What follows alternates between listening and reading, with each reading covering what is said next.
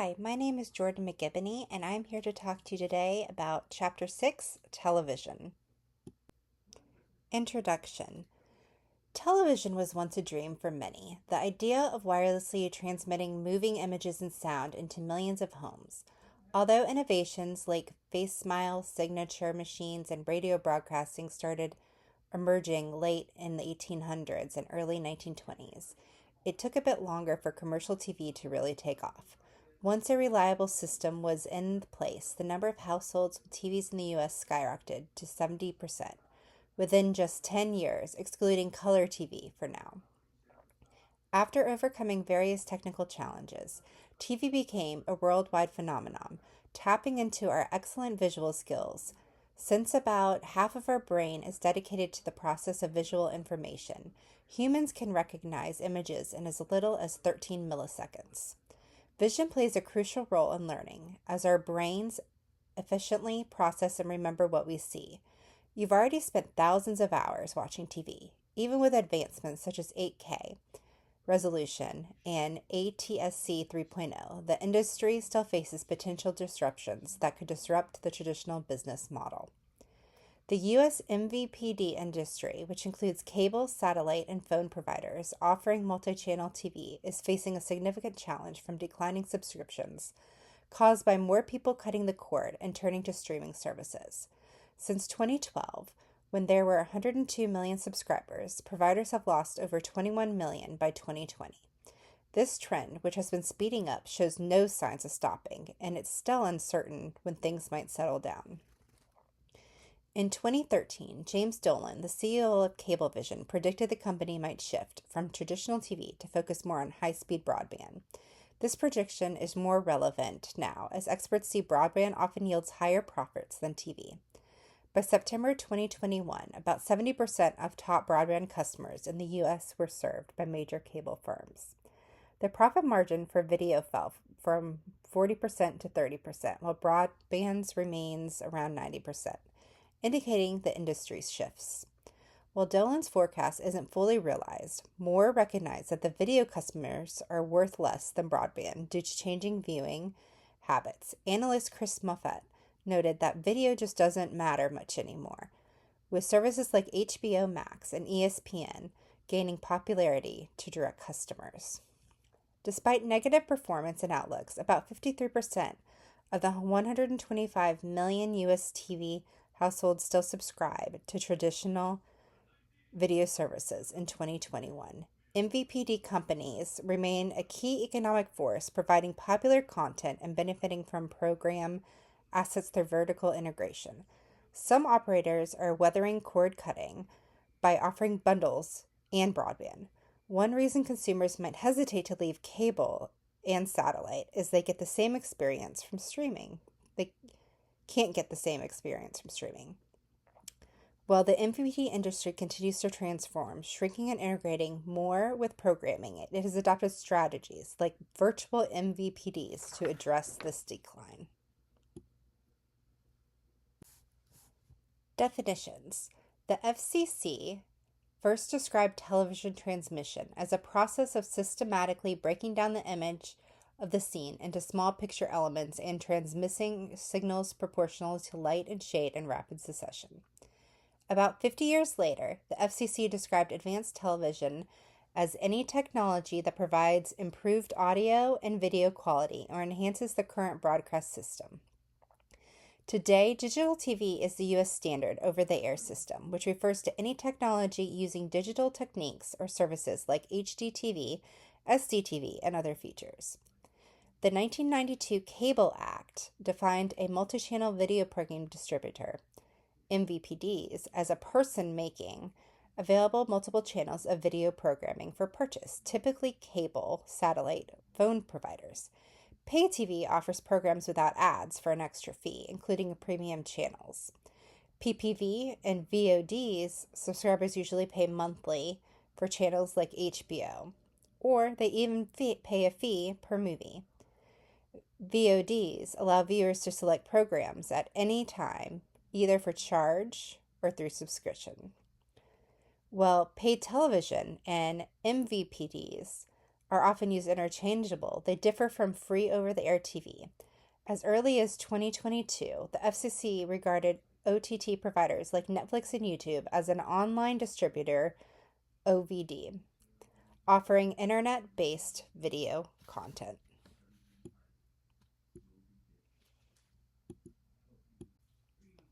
Background. Well, there's no real single inventor of the television. It's a debate among historians. It's generally accepted that the first breakthrough came from James Clerk Maxwell. His equations showed electricity, electromagnetism, and visible light are interconnected. Maxwell identified one of four fundamental forces, creating a unified electromagnetism theory. Understanding electricity was a milestone.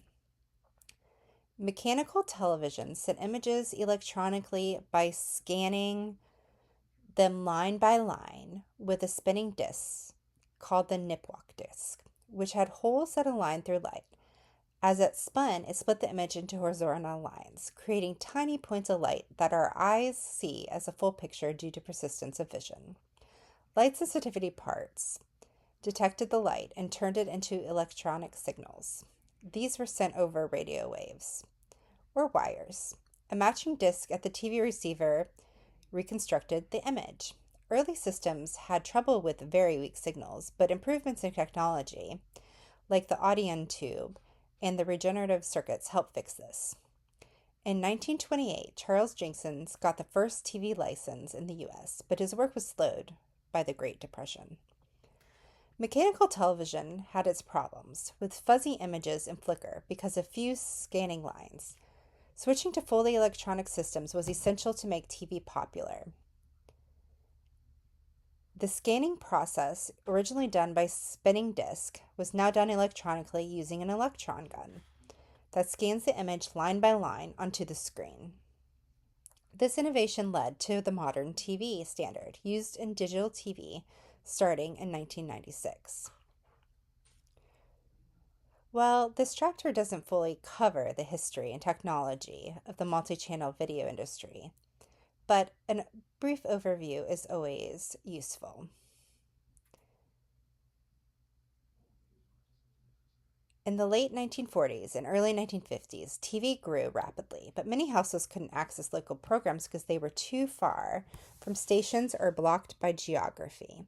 To solve this, central antenna was created to help pick up signals, amplify them, and send them to wires to viewers to view for a fee. This helped stations reach more viewers, and it boosted the TV sales. The first community antenna was in 1949 in Oregon. Some of the communities claim to have invented transmission technology earlier, like Lansford in Pennsylvania. At first, local broadcasters linked cable because it extended its reach, but tensions grew when cable used microwave links to insert programs far away, increasing competition. Broadcasters saw cable as a threat and lobbied for regulation in 1950. The FCC made a mistake by choosing CBS's outdated color TV system as the standard. It uses spinning discs to create images, which was problematic. So in 1953, RCA's fully electronic color system was approved, which used separate red, green, and blue guns to reduce the color TV adoption. Was slowed in the 1960s, with about 36% of households owning color sets by 1970. Initially, the FCC didn't want to regulate cable TV, but in the 1960s, cable grew. It made rules to protect the TV station. Over time, more rules were added. In 1970, satellite technology increased programming options with superstations and pay channels like HBO, helping cable grow. By the 90s, many new cable networks appeared, increasing number of channels. The 1984 Cable Act set national standards and allowed rate derogations in some areas. Both industry grew, led to fewer owners. In 1992, the Cable Act regulated rates and allowed negotiations for transmitting signals. The 1996 Telecommunications Act aimed to boost competition, especially from phone companies. By the late 1970s and 80s, satellites began sending TV shows to cable systems, giving more viewers more choices. In 1981, many people in rural areas couldn't get cable or had very few stations, so the new option was TVRO satellite dish called Bugs. They starting with the first homemade one by Stanford's H. Taylor Howard, who wanted to watch HBO for free. Interest grew in the 80s, and in 1905, millions of dishes were sold.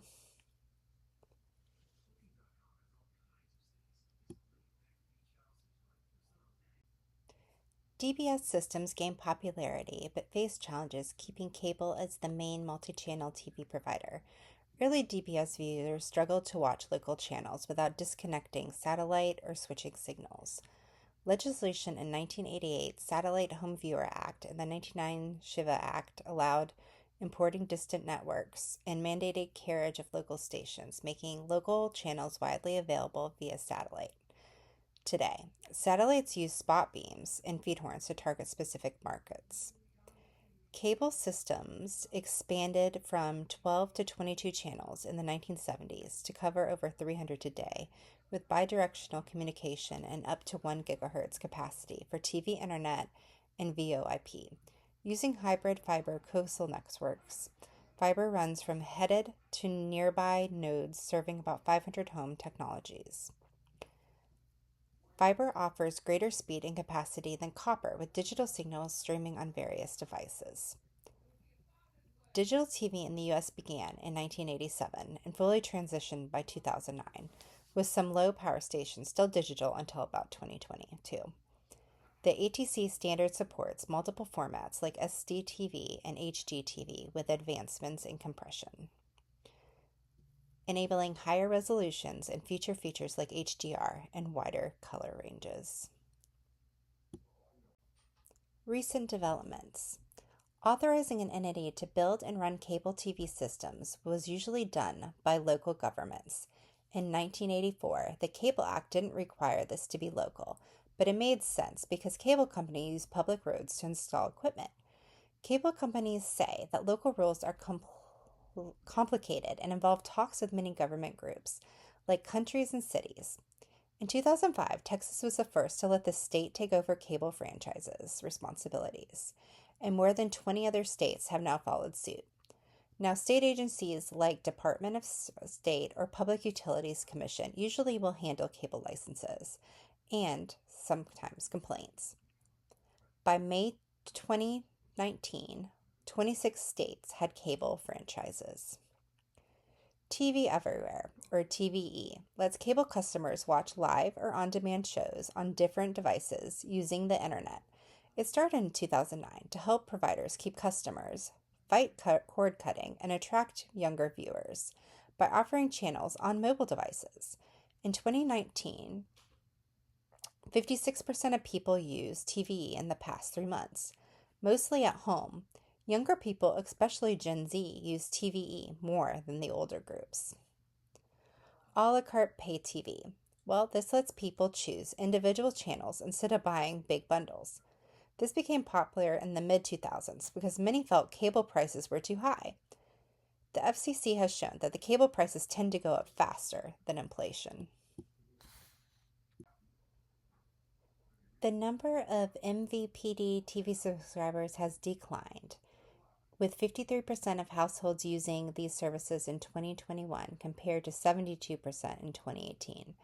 Basic cable viewers have dropped from 50.4 million to 42.9 million, which is a 15% decrease, while satellite and telephone providers saw even larger declines of 32%.